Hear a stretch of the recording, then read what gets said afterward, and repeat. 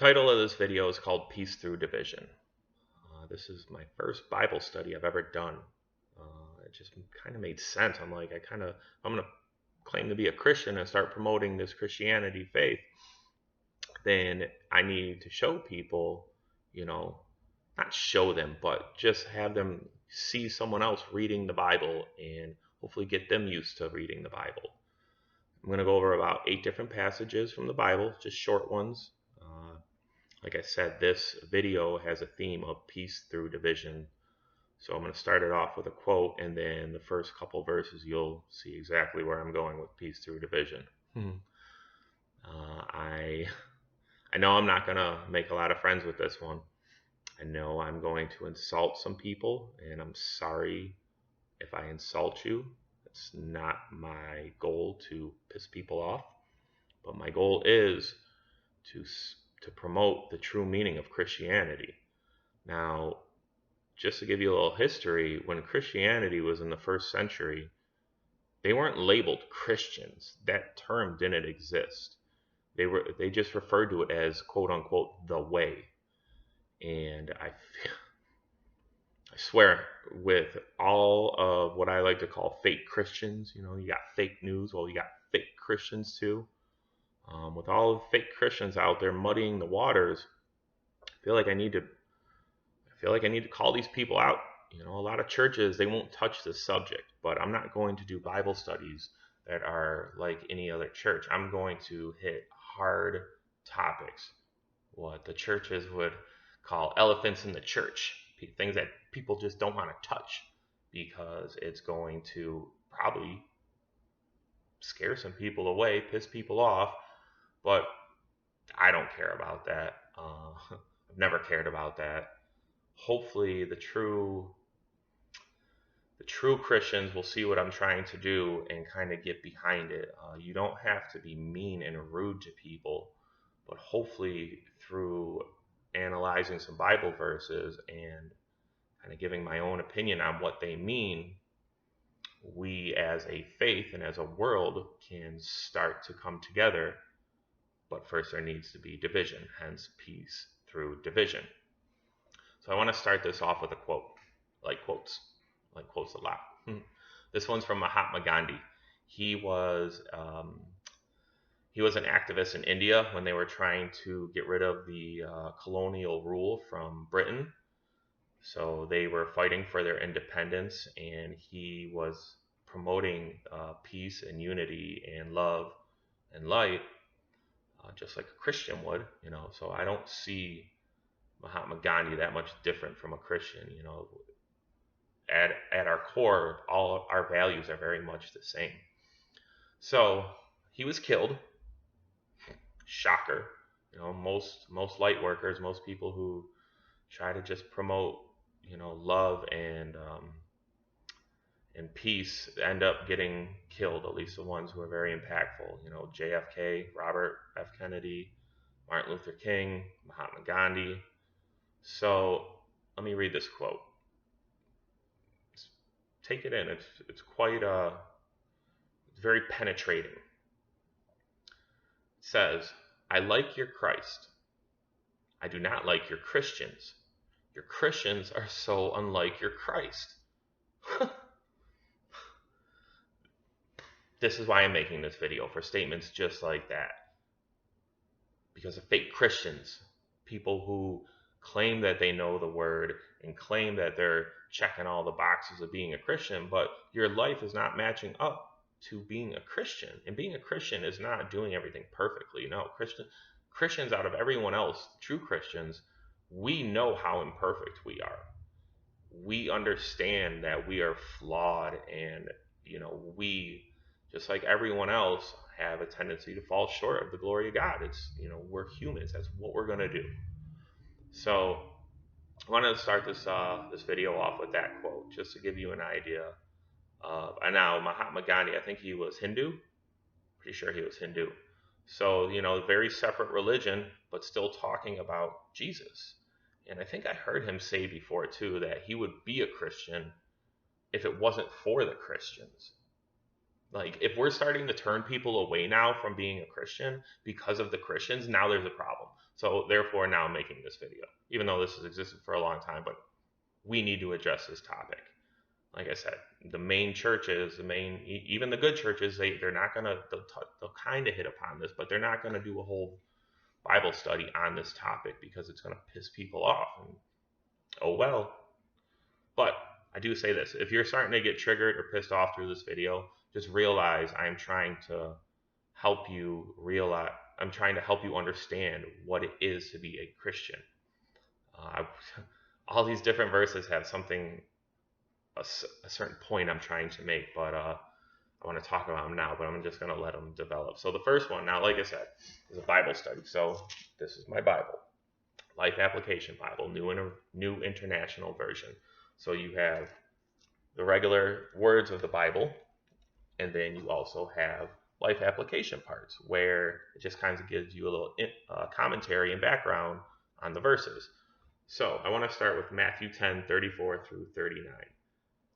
Now this is Jesus speaking. See these red words right there? That's when Jesus is speaking. Those are really important to pay attention to.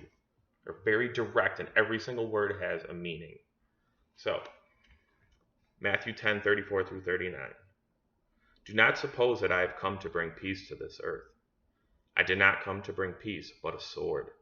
For I have come to turn a man against his father, a daughter against her mother, a daughter-in-law against her mother-in-law. A man's enemies will be the members of his own household. Anyone who loves their father or mother more than me is not worthy of me. Anyone who loves their son or daughter more than me is not worthy of me. Whoever does not take up their cross and follow me is not worthy of me. Whoever finds their life will lose it, and whoever loses their life for my sake will find it. Now that is loaded with I could spend 40 minutes dissecting that entire passage, but I'm not going to. Trying to set a theme for this video.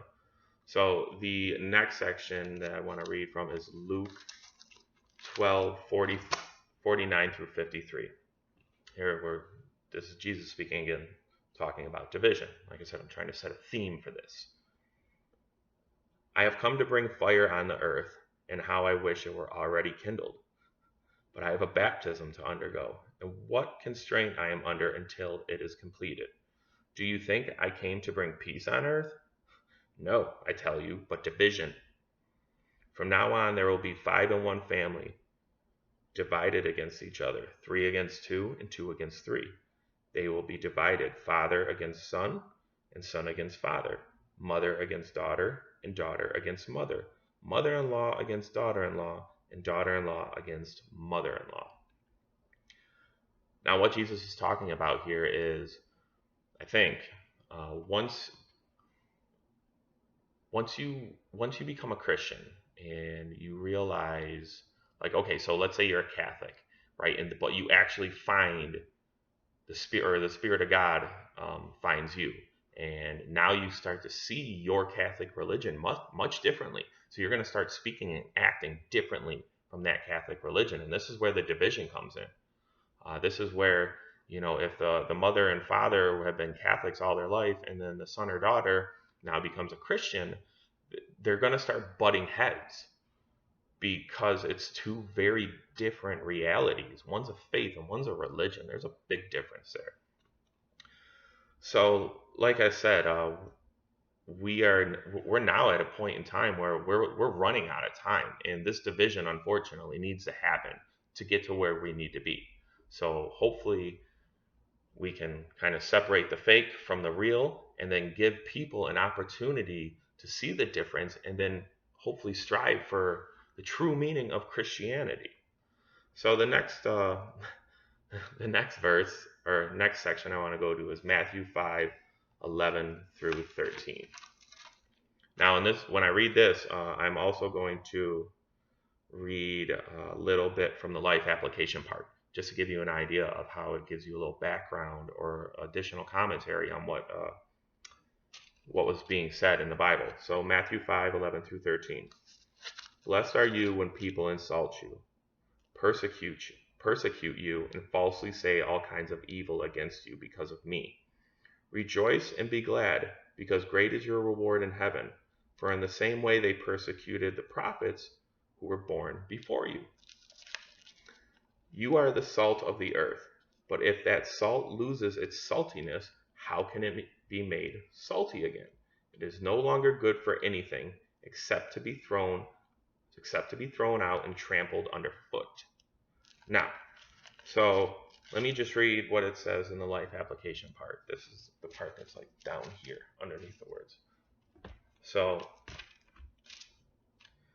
Jesus said to rejoice when we're persecuted. Persecution can be good because, one, it takes our eyes off of earthly rewards. That one's a hard one to, but still, it strips away superficial belief. It strengthens the faith of those who endure, and our attitude through it serves as an example to others who follow.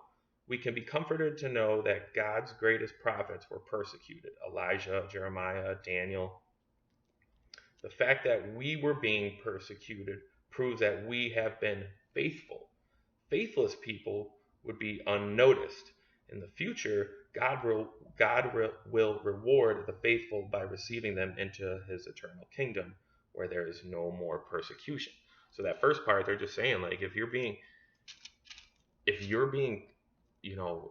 looked at as crazy or different, or even in other countries around the world, if you're actually being persecuted, which, like in Iran, that's going on right now. By the way, Iran has the fastest growing Christian population in the world.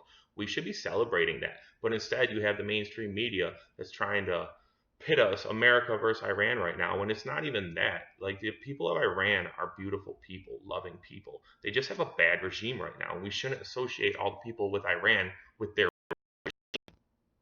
So, the next part where in Matthew 13, where they're talking about losing your saltiness. I like that word, salty, too.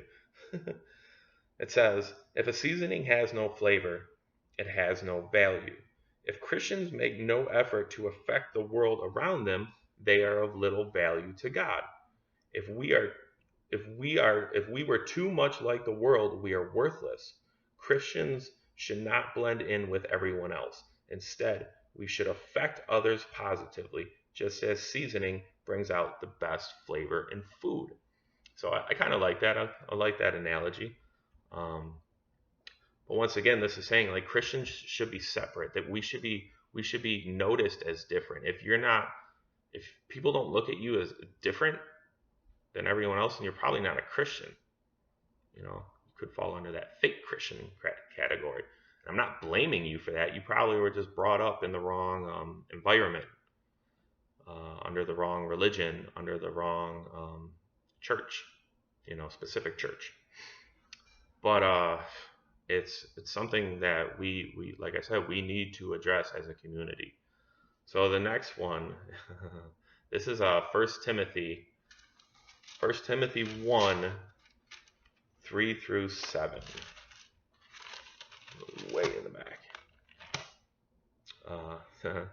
So it says, as I urged you when I went to Macedonia,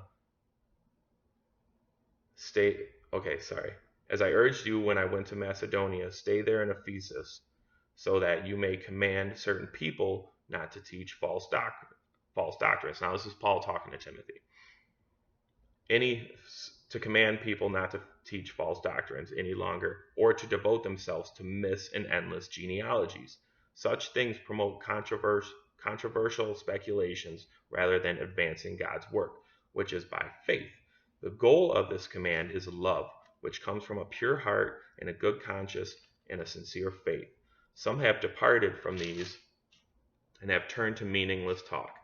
They want to be teachers of the law, but they do not know what they are talking about or what they so confidently affirm. So this is in a time when Paul was writing this to Timothy, that you still had the old ways of the Jewish religion kind of blending with the new Christianity, which they didn't call it Christianity, they just called it the way in first century. And this is Paul kind of telling Timothy, like, hey, we need to call these people out. They are muddying the waters. But unfortunately, they seem so confident in what they're teaching, people are believing them.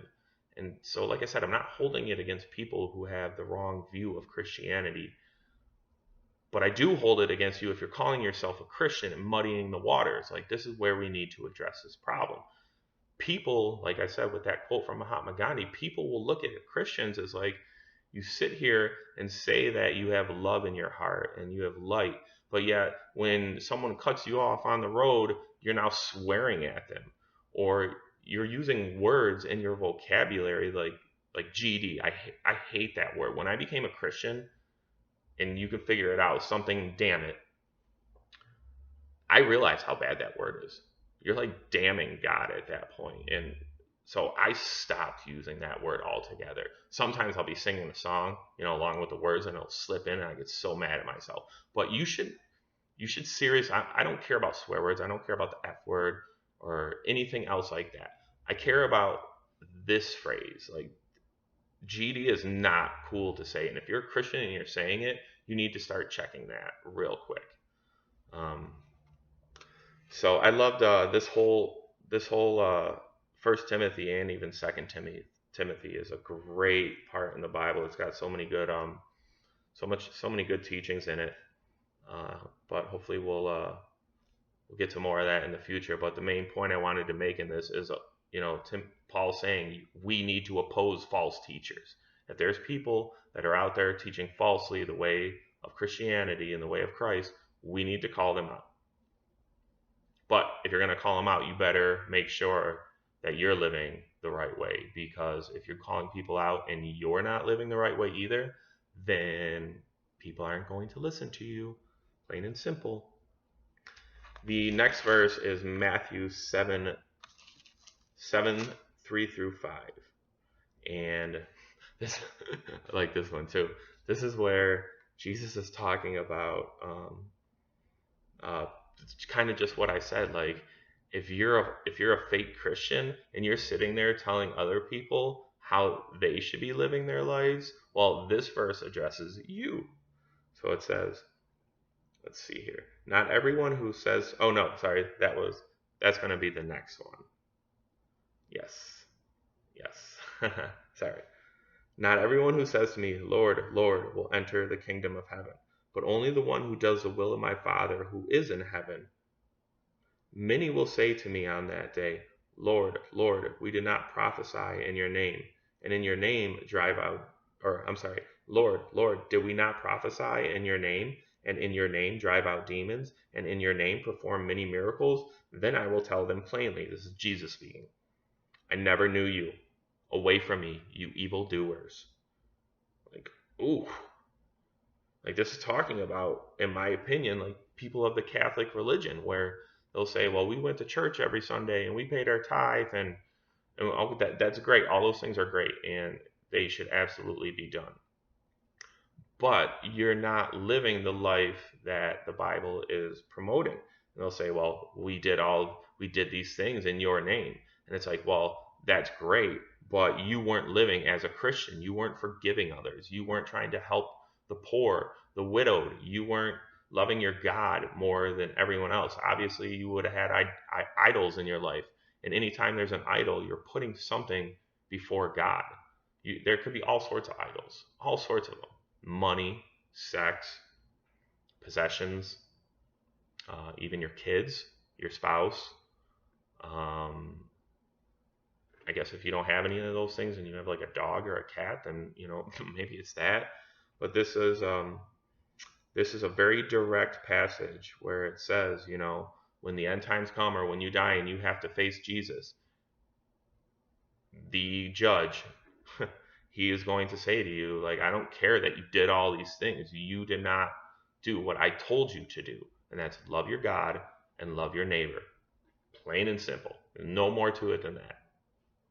So that was Matthew 7:21 through 23. And I really wanted to put that at the end of this video, but I'm just going to stick with the next Matthew verse. And this is right before it, actually. This is the one talking about removing the pling from your eye. So this is a good one. says, "Do not suppose I have come to bring." Nope, wrong one. Sorry.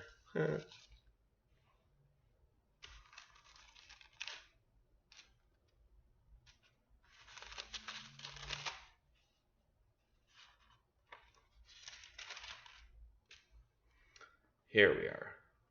Matthew 7:3. Why do you look at the speck of sawdust in your brother's eye and pay no attention to the plank in your own eye? How can you say to your brother, "Let me take that speck out of your eye," when all the time there is a plank in your own eye? You hypocrite! First take the plank out of your own eye, and then you will see clearly to remove the speck from your brother's eye. So I always laugh at that one, because it's so true. And he's like, "You hypocrites!" It's like you're sitting here telling people that they should be doing something when you're doing even worse. And it's like, this is where I'm getting into the fake Christians thing. It's not cool.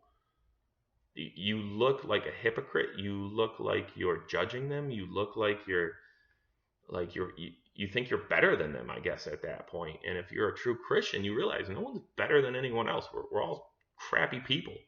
We're faced with horrible circumstances, and we're trying to do the most with what we have, or with what we can do. So let me move on to this next part. Luke 14:8 through 11. I like this one too. So this is one of Jesus' parables. A lot of parables in here, and every single one of them has intense meaning. So let me just start off by reading this one, and then we'll talk about it a little bit. When someone invites you to a wedding feast, do not take the place of honor, for a person more distinguished than you may have been invited. If so, the host who invited both of you will come and say to you, "Give this person your seat." Then, humiliated, you will have to take the seat of least importance. But when you are invited, take the lowest place, so that when your host comes, he will say to you, "Friend, move up to a better place." Then you will be honored in the presence of all the other guests. For all those who exalt themselves will be humbled, and those who humble themselves will be exalted. Being humble is a big part of Christianity. Like I was just ranting about, like, we're not perfect. We understand how imperfect we are. And this parable is a good way for people to live their lives. Like, promote yourselves as pretty much nothing.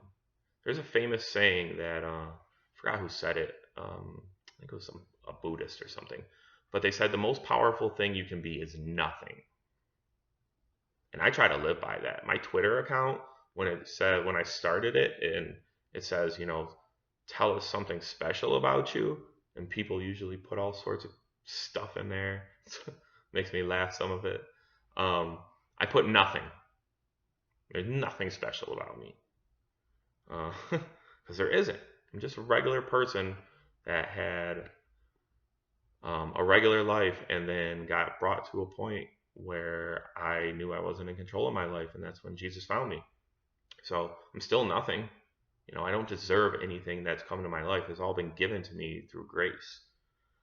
So I feel like this passage from Luke is a good one for people to kind of model their life after.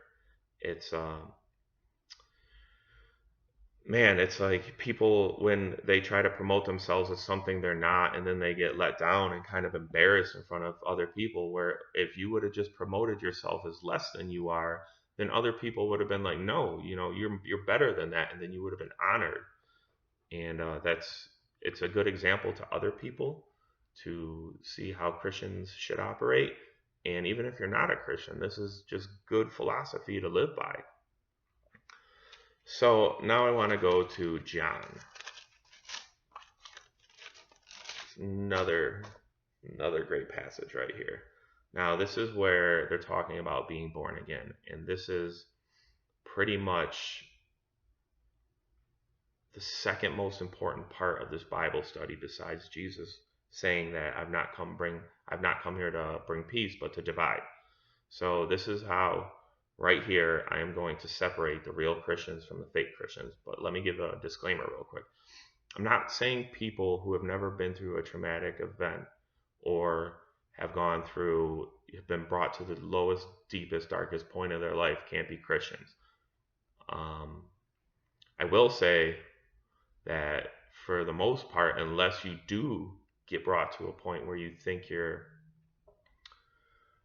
where you finally realize that you're like, oh my God, my life is so out of control and I can't even do anything about this. That's usually you have to get to that place to be quote unquote born again, and that's what this passage in John is about, being born again. Um, Now I know other people who were, I guess you could say, saved when they were really young, but even that they have a very traumatic event that happened to them when they were saved. Now, hopefully, I'm not, like I said, sometimes I guess it is possible for someone to have a really good life and then be uh, hear the right message and get to meet the right people and finally come to a belief in Jesus, you know. And I think it's harder for people if they don't have the severe trauma or drama in their life to come to Christ because they think like, oh, everything's good, you know. But to be dead honest with you, that's the first thing I ask people when they say they're a Christian. When were you saved? And so to me, that's your second birthday. And 95% of Christians, if they're true Christians, they'll be able to tell you the exact date and circumstance that they were saved and where they were and what was happening. I was saved January 12th, 2010, second birthday. So let me read this John 3 3 through 7. How can someone be born when they are old? Nicodemus asked. Surely they cannot enter a second time into their mother's womb to be born. Now Jesus answers him. Very truly I tell you, no one can enter the kingdom of God unless they are born of water and the Spirit. Flesh gives birth to flesh, but the Spirit gives birth to spirit. You should not be surprised at my saying, you must be born again. The wind blows wherever it pleases. You hear its sound, but you cannot tell where it comes from or where it is going. So it is with everyone born of the Spirit. So like I said, we're talking about your second birthday, that day, that time, that moment when you came to the point where you were like, okay, I'm not in control of my life and I do a really horrible job at running my life. And like I said, 95% of the true Christians have this specific birthday. I'm not saying it's not possible to be a Christian and not have this birthday, but Jesus wouldn't be talking about being born again if it wasn't important. So, and just to give you an idea, there's many parts in the Bible that talk about being born again. We have 1 Peter 1, 22 through 23. We have Colossians 2, 13. We have John 3, 6 through 7. John 1, 12 through 13. 1 Peter 1, 2 through 4. Ephesians 2, 5 through 6. So all of these passages are talking about being born again. And just to give you an idea, the term being born again in the Greek language, which I try to stress this so much, is understand like the Greek and Hebrew meanings of words, because when they get translated, they get distorted. But the Greek meaning behind the term being born again is being born from above.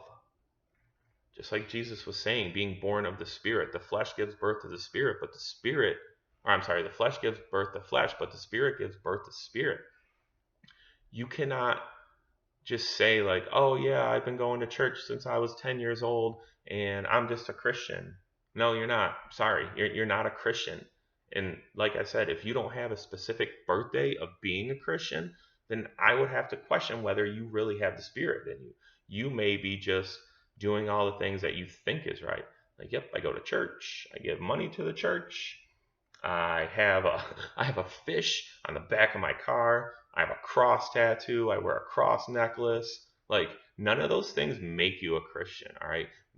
What makes a Christian is knowing how imperfect you are, recognizing your sin. And like I said, once you become a Christian, doesn't mean you stop sinning. No, you just realizing how much you actually sin. And so as you develop in your faith, now you maybe start sinning less because you realize your sin and you repent from it.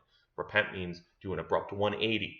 That means whatever you were doing before that caused that sin, turn around and do the opposite and go the other way. That's what that means, repenting. Um, like I, so being born again is a big part of distinguishing fake Christians from real Christians. And I don't want to stress on this too much because this is where I really feel like I'm going to step on people's toes, but this needs to be said. Jesus wouldn't have said it that many times in the Bible. Was it 1, 2, 3, 4, 5? There's like 7 times it refers to being born again. And that word, that term, being born again, has been so just tarnished by society. It's like, oh, what do you mean you're born again? It's like, well, this is being born again. The Spirit gave birth to me. Jesus deposited His Spirit in me, and there's a distinct change, distinct like that. When you become a Christian and that Spirit gets deposited in you, you now start acting different, talking different, presenting yourself differently. At first, it'll be a slow change, but if you if you say you're a Christian and you were saved at a specific date, and now 5 years, 7 years, 8 years later, you're no different than when you were, then that's where, like I was talking about Matthew 5:11 through 13, about salt losing its saltiness.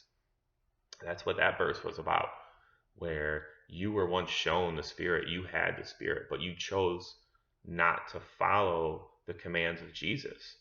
And that's why Jesus said, if salt loses its saltiness, it's no good. It's not good for anything. So I guess I want to finish this by saying, I pray for Christians. I pray that the true Christians out there will start letting themselves be known as different in this world, because you are different.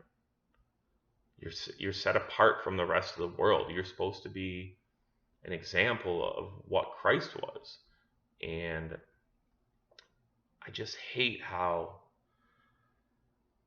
like I said, that quote from Mahatma Gandhi, like people look at Christians and they're like, you guys are nothing like your Christ. And it's like, it makes me want to slap someone. That's why I want it. But we need to start promoting the true meaning of Christianity. Like, I'm sick of these denominations. I'm sick of these labels.